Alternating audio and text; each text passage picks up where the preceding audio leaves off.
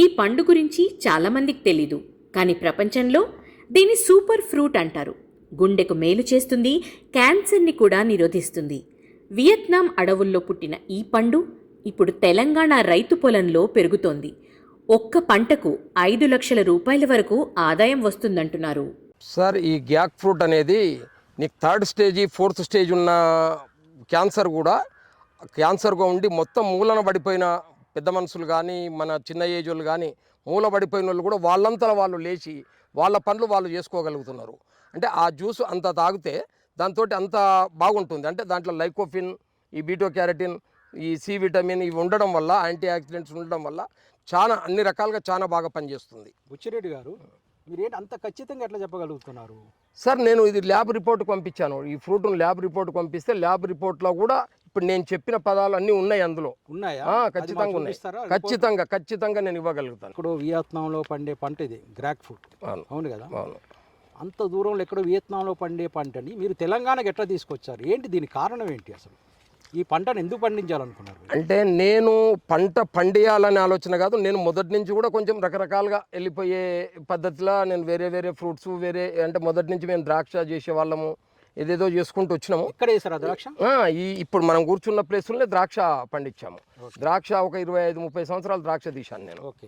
అయితే తీసుకుంటూ ఎప్పుడైనా కొంచెం కొత్త పంట రూపం మొగ్గు చూపితే బాగుంటుంది అన్నట్టుగా చూస్తుంటే యూట్యూబ్లో చూస్తుండగా ఇది ఈ గ్యాక్ ఫ్రూట్ అనేది కనిపించింది. గ్యాక్ ఫ్రూట్లో ఉన్న ఇంటర్వ్యూలు కూడా ఇప్పుడు సేమ్ ఇప్పుడు నా దగ్గర వచ్చి మీరు ఎట్లా ఇంటర్వ్యూ తీసుకుంటారో వాళ్ళ ఇంటర్వ్యూని చూశాను. నేను చూసి అతనితో మాట్లాడాను. అతను ఇక్కడ పోలవరం దగ్గర ఒక మామిడిగుంది విలేజ్లో వెంకట్ అని చెప్పి అతనితో మాట్లాడితే నేను చెట్లు ఇవ్వగలను బ్రదర్ అంటని చెప్పాడు. అట్లా ఒక 1 year టైం అయింది. అయితే ఆ ఫ్రూట్ నాకేందంటే సొంత మా బామ్మడిదికి ఈ మౌత్ క్యాన్సర్ వచ్చి చాలా ఇబ్బందిలో ఉన్నాడు. క్యాన్సర్ ఆపరేషన్ కూడా అయిన తర్వాత ఈ ఫ్రూట్ గురించి తెలిసిన తర్వాత ఫ్రూట్ రెగ్యులర్గా ఇప్పుడు కూడా అప్ టు డేట్. ఈ ఫ్రూట్ వల్ల క్యాన్సర్ నిరోధిస్తుందని తెలుసుకున్నారా మీరు? క్యాన్సర్ నిరోధిస్తుంది కాబట్టే ఈ క్యాన్సర్కి ఇది వాడితే ఎట్లుంటుందని ముందు ఫ్రూట్నే వాడినాం మనం. సో అంటే ఆ ఉద్దేశంతో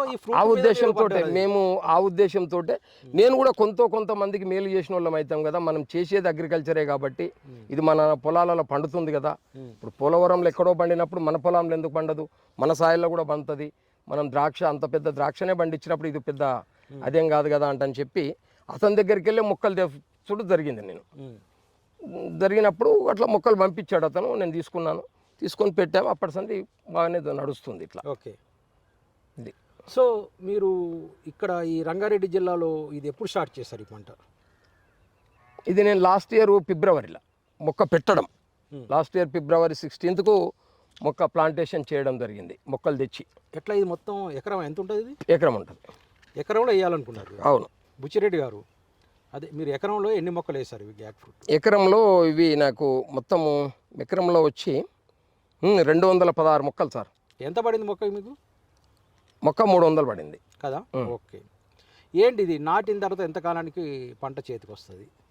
మొక్క నాటిన తర్వాత 7 నుంచి 8 నెలల్లో నీకు మొగ్గ పువ్వు ఖాతా కనిపించింది. మీరు నాటిన మొక్కలన్నీ బతికాయా? ఏదైనా ప్రాబ్లం? లేదు, చాలా చనిపోయినాయి. నేను నాటిన మొక్కలలో 70 మొక్కలు చనిపోయినాయి. 70 నుంచి 80 మొక్కలు చనిపోయినాయి. చిన్న డౌట్ బుచ్చిరెడ్డి గారు, ఇది ఎక్కడో వియత్నాంలో పెరిగే పంట కదా. ఇప్పుడు మనకి ఈ రంగారెడ్డి జిల్లాలో ఈ తెలంగాణ ప్రాంతంలో ఈ సాయిల్ సూట్ అవుద్దని మీరు ఏమైనా సాయిల్ టెస్ట్ చేశారా? ఎట్లా ఇక్కడ మీకు అంత ధైర్యం ఏంటి ఇక్కడ మొక్క పెరుగుతుంది? అంటే ఇది తీగ జాతి కదా. మేము అప్పటికి దొండ పండించాం బాగా. మేము దొండ కానీ ద్రాక్ష కానీ పండించాం కాబట్టి అంటే ద్రాక్షలో చాలా మెలకువలు ఉంటాయి సార్. అందులో ద్రాక్ష పండించినప్పుడు ఇది పెద్ద ఎక్కువ బలమైన అంతకంటే ఎక్కువ కష్టపెట్టే పంట ఏం కాదు. ఇది చాలా ఈజీ అనిపించింది. తీగ జాతి కదా. సో అట్లా తీగ జాతి అనేది ఒక గట్టి నమ్మకం ఉంది నాకు. అంటే ఆ నమ్మకంతో నేను ఈ పంట పండియగలను అంటని చెప్పి నేను దీంట్లోకి వెళ్ళడం జరిగింది. ఇప్పటికి దీంట్లో ఎన్ని పంటలు తీశారు వేసిన తర్వాత? నాటిన తర్వాత ఎన్ని పంటలు? నాటిన తర్వాత నాకు 2-3 కోతలు వచ్చినాయి. 2-3 కోతలు బట్ కటింగ్స్ మంచి బలంగా. మొదటి కోతను పక్కన పెట్టి రెండవ కోతలో వద్దాం. రెండవ కోతలో మీకు ఎంత దిగుబడి వచ్చింది ఎకరం నేల మీద సుమారుగా? అంటే మాకు ఎందుకంటానంటే మార్కెటింగ్ అంత కరెక్ట్గా సౌభ్యంగా ఉండలేదు కాబట్టి కొంచెం హెచ్చు తగ్గులు ఉండడం వల్ల కొన్ని ఖరాబ్ అయిపోయినాయి, కొన్ని అట్లా అవి అవ్వడం వల్ల కొన్ని పాలినేషన్ కూడా చేయక వదిలిపెట్టినాం మేము. అంటే ఆ టైంలో కరెక్ట్ మార్కెటింగ్ లేక అట్లా వదిలిపెట్టినాం కాబట్టి అట్లా కూడా ఒక 3.5-4 టన్నులు వచ్చింది. 3.5-4 టన్నులు అవి సేల్ చేశారు, మీరు మార్కెట్ చేశారు? చేసాం. మార్కెట్లో మీకు ఏమైనా ఇబ్బందులు ఉన్నాయా? అంటే ఈ ఫ్రూట్ అసలు నేను తెలుసు, ఈ ఫ్రూట్ గురించి నేను నెట్లో వెతికా, చాలా బాగుంది, అరే మన తెలంగాణలో ఒక రైతు పండిస్తున్నాడు చూద్దాం అనుకున్నా, కానీ నేను చాలా సెర్చ్ చేస్తే కానీ మీరు ఎవరో నాకు తెలియలా. ఇటువంటి పండు ఒకటి మార్కెట్లో ఉందని వినియోగదారుడికి ఎలా తెలుస్తుంది? మీరు దాన్ని ఏం చేస్తున్నారు? దీన్ని తెలవడానికి మేము మామూలుగా మాకు తెలిసిన వాట్సాప్లలో పెట్టుకోవడము, ఈ ఫ్రూట్ గురించి చెప్పడము, దీన్ని ల్యాబ్ సర్టిఫికెటు, ఇప్పుడు ల్యాబ్ చేయించిన అది కాబట్టి ల్యాబ్ సర్టిఫికెట్ చేయడము, ఒక దాని ప్రకారంగా ఒకటి చిన్న బ్రోచర్ తయారు చేయడము, అట్లా తయారు చేసి దీని గురించి మేము ఎక్స్ప్లెయిన్ చేసుకుంటూ చెప్తున్నాం అంతే. ఓకే. కొంతమంది ఏం చేస్తున్నారంటే ఫస్ట్ మా దగ్గరికి వెళ్ళి తీసుకుపోయిన తర్వాత మళ్ళీ డాక్టర్లతోటి వాళ్ళు కూడా డాక్టర్లతోటి అడిగి చేసి ఇది ఎట్లుంటుంది సార్ అంటారంటే డాక్టర్లు కూడా తీసుకోమంటారు. ఎందుకు అంటారంటే దీంట్లో లైకోఫిన్ వచ్చి 80% ఉంటుంది. నీకు మామూలుగా ఒక టమాటాలో వచ్చి 4-5% ఉండే లైకోఫిన్ ఈ గ్యాక్ ఫ్రూట్ కిలో ఫ్రూట్లో 75-80% ఉంది. ఓకే. నీకు ల్యాబ్ రిపోర్ట్లో కూడా అదే ఉంది. ఓకే. అట్లా ఉండడం కాబట్టి నీకు దాన్ని ఖచ్చితంగా డాక్టర్లు కూడా తీసుకోమంటారు. తీసుకున్న వాళ్ళ దగ్గరికి వెళ్ళి రిజల్ట్ ఉంది, మంచి రిజల్ట్స్ చెప్తున్నారు, వాళ్ళే చెప్తున్నారు. ఇదే కదా? అవును సార్, ఇది గ్యాక్ ఫ్రూట్ కదా.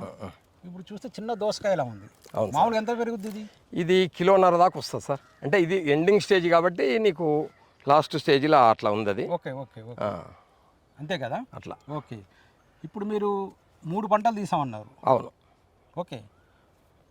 ఇప్పుడు ఇది ఉంది కదా? అవును. ఇది మొదట్లో వేసిన మొక్క అనేది? అవును సార్.